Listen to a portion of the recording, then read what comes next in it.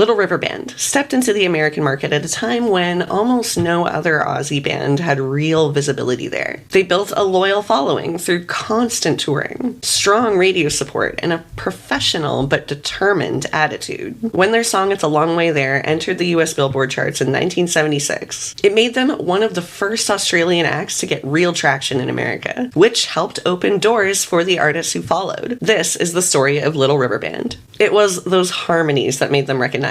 For me, their sound was always kind of a cross between the harmony-heavy groups of the 70s like the Eagles and the musicality of someone like Billy Joel. It all started when a group of musicians from different corners of the Australian music scene realized that they shared not only the same idea of what a band could sound like, but also the ambition and the drive to go all the way with it. Guitarist Graham Goebel had been playing in the Australian band Mississippi, which also included drummer Derek Pellicci. Beebe Birtles, another guitar player, had experience in other Aussie bands like Zoot and Freeze that had kind of a more poppy structure to them. Glenn Sherrock had already made a name for himself as the singer of the band Axiom, and when they all sang together for the first time, it just clicked. They focused on tone, clarity, and writing songs that were just objectively good. In the middle of early rehearsals, they chose the name Little River Band after a road sign near Melbourne, thinking it captured kind of the simple, approachable image that matched their sound. Little River Band released their self-titled debut album in October 1975. It was a mix of long, epic tracks, as well as more radio-ready pop songs, which was a deliberate choice to demonstrate their versatility in both areas. The standout song on the album, It's a Long Way There, charted in the United States, eventually hitting number 28 on the Billboard charts, and it set them up for their unique position of dominance on American radio as an Australian band. By the late 70s, Little River Band had officially found their stride on an international scale. After their debut, they followed up with albums that produced a string of hits, including songs like Reminiscing, Lady, Lonesome Loser, and Cool Change. Just one song after another on the US charts. Each release kind of showed them building on the sound that they'd established in the first record. The late 70s became the period when the band moved from promising newcomers to established international act, earning both perpetual radio play and a growing fan base of loyal fans around the world.